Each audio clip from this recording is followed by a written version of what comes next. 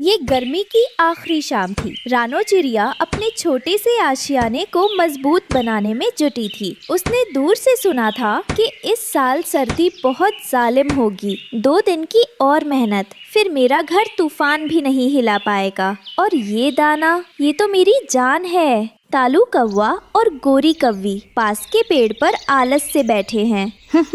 गोरी देखो, वो बेचारी रानो, लगता है उसे यकीन है कि कल ही बर्फ गिरने लगेगी। अरे हाँ, इतना काम, तकलीफ ही तो दे रही है खुद को। अब आराम का वक्त है कालू जी।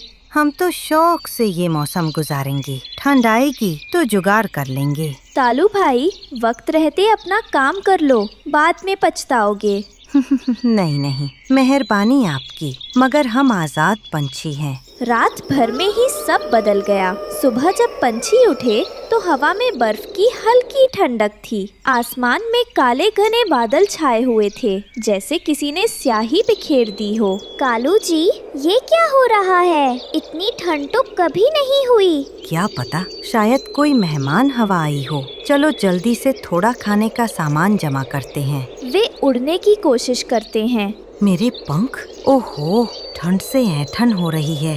देखो कालू जी, वो टीटू तोता, वो तो पहले ही अपने घर में घुस गया। रानो ने कालू और गोरी को परेशान देखा, लेकिन उन्हें पिछली बातें याद थी, इसलिए वो अपने घोंसले के द्वार पर खड़ी रही। देखते ही देखते आसमान से बर्फीली बारिश शुरू हो गई। बारिश की जगह बर्फ के नुकीले टुकड़े गिर रहे थे। देखो बेटा, अगर हमने वक्त पर मेहनत ना की होती तो आज हम भी बर्फ में भीग रहे होते। माँ, बाहर बहुत शोर है। ये तूफान है मेरे लाल। ये उन लोगों को सबक देगा जो कल का काम आज पर छोड़ देते हैं। ये क्या बकवास है? मेरा घोंसला हिल रहा है, पानी अंदर आ रहा है। कालू जी, ठंड से मेरे पैर सुन्न हो रहे हैं। हमारा सारा दाना भीग गया है। अब क्या होगा? अफसोस, रानो की बात मान लेनी चाहिए थी। कालू और गोरी को अब भूख और ठंड सताने लगी। सबसे पहले वे टीटू तोता के पास गए, जो अमीर था लेकिन थोड़ा कंजूस। टीटू भाई, ओ टीटू भाई, दरवाजा खोलो। कौन है? इस तूफान में क्यों परेशान कर रहे हो? टीटू भाई, हम हैं कालू और गोरी। हमारा घर टूट रहा है, हमें थोड़ी पनाह दे दो। माफ करना, मेरा घर बहुत छोटा है, सिर्फ मेरे परिवार के लिए जगह है। तुम लोग कहीं और जाओ। देखा, जब तक दौलत है सब दोस्त हैं, मुसीबत में कोई नहीं पूछता। टीटू तोता से ना सुनकर कालू और गोरी का हौसला टूट गया। ठंडी हवा उनके जिस्म में तीर की तरह चुभ रही थी। वे इसी उम्मीद में आगे बढ़े कि शायद कोई और उनकी मदद कर दे। कुछ दूर चलने पर उन्हें बंटी कबूतर का घर मिला। बंटी अपने घर की टूटी हुई छत ठीक कर रहा था, जिस पर बर्फ जमा थी। वह बेचारा खुद ही परेशान दिख रहा था। बंटी भाई, क्या हाल है? तुम तो खुद मुश्किल में हो। ओहो, कालू भाई, गोरी बहन, तुम दोनों भी बहुत तकलीफ में दिख रहे हो। क्या बताएं भाई, उस बर्फीले तूफान ने हमारा सब कुछ तबाह कर दिया। बंटी भाई, क्या तुम हमें थोड़ी देर के लिए पनाह दे सकते हो?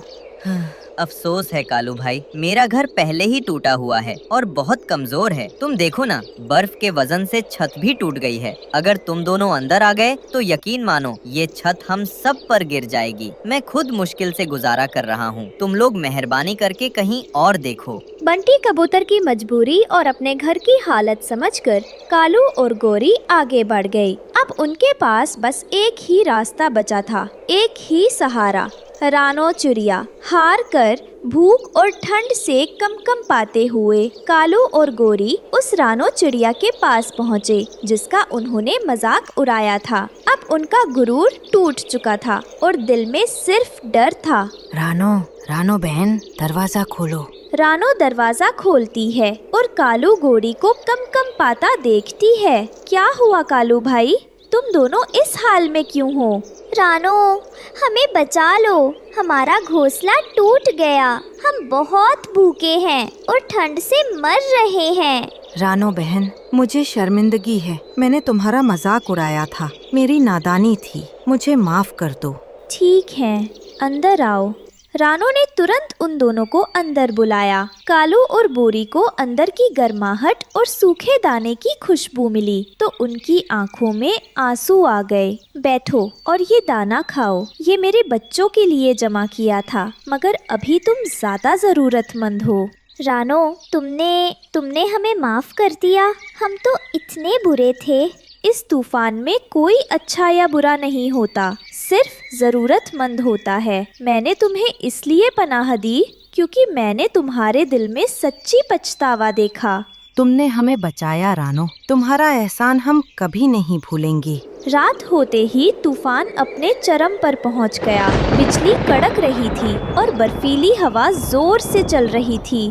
रानो, तुम्हारा घोंसला इतना मजबूत कैसे है? ईमानदारी से की गई मेहनत कभी बेकार नहीं जाती कालू भाई। तभी बाहर एक भयानक आवाज आती है। वह क्या था? एक विशाल शाखा कालू के पुराने घोंसले के पेड़ पर आकर गिरी। अगर वे वहाँ होते तो उनका बचना मुश्किल था। हे भगवान, ये तो मेरे पुराने घर का पेड़ था। रानो, तुमने सिर्फ हमें ठंड से ही नहीं बल्कि मौत से भी बचाया है। धीरे धीरे तूफान थम गया। अगली सुबह हर जगह बर्फ की एक सफेद चादर बिछी हुई थी। सूर्य की किरणें बर्फ पर चमक रही थीं। रानो बहन, तुम सब ठीक हो? हाँ टीटू भाई, सब खैरियत है। टीटू तोता कालू और गोरी को रानो के घोंसले में देखकर हैरान होता है। कालू, तुम यहाँ? हाँ भाई, रानो ने हमारी जान बचाई है। मैंने अपनी नादानी से सब कुछ खो दिया था। रानो, तुम्हारा दिल बहुत साफ है। कुछ देर बाद कालू और गोरी रानो से इजाजत लेकर अपना नया घर बनाने के लिए निकल पड़े। रानो बहन, आज तुमने हमें सिर्फ दाना नहीं दिया बल्कि एक सबक दिया है। अब से हम भी तुम्हारी तरह मेहनत करेंगे। मुझे तुम पर यकीन है कालू भाई। अब देर मत करना, थोड़ी बर्फ और पिघलने दो, फिर मिलकर काम शुरू करना। हाँ जरूर। ठंड का मौसम धीरे धीरे गुजरने लगा। कालू और गोरी ने अपना आलस छोड़ दिया था। वे रानो की सलाह पर एक नया और मजबूत घोंसला बनाने में जुट गए। गोरी, अब मजा आ रहा है। मेहनत में भी एक अलग सुख है। हाँ कालू जी, और भूख भी खूब लगती है। रानो दूर से उन्हें देखकर मुस्कुराती है। देखो टीटू भाई, मेरी थोड़ी सी मदद से कालू और गोरी बदल गए। सत्य कहा रानो, दयालुता की ताकत किसी भी उपदेश में बड़ी होती है। तालू और गोरी का नया घोंसला बनकर तैयार था। इस बार वह बहुत आरामदायक और तूफान से लड़ने लायक था। कालू कौआ रानो को अपने नए घर पर चाय के लिए बुलाता है।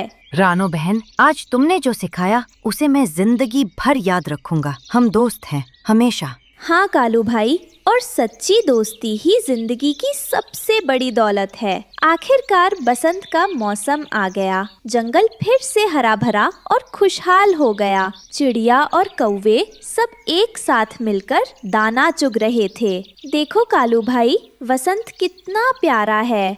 हाँ, और मुझे अब किसी भी मौसम का डर नहीं है। रानो चिड़िया की मेहनत और दयालुता ने कालू कौवे की आलस्य भरी जिंदगी को बदल दिया। उस बर्फीले तूफान ने सबको सिखाया कि मेहनत ही सुख की असली कुंजी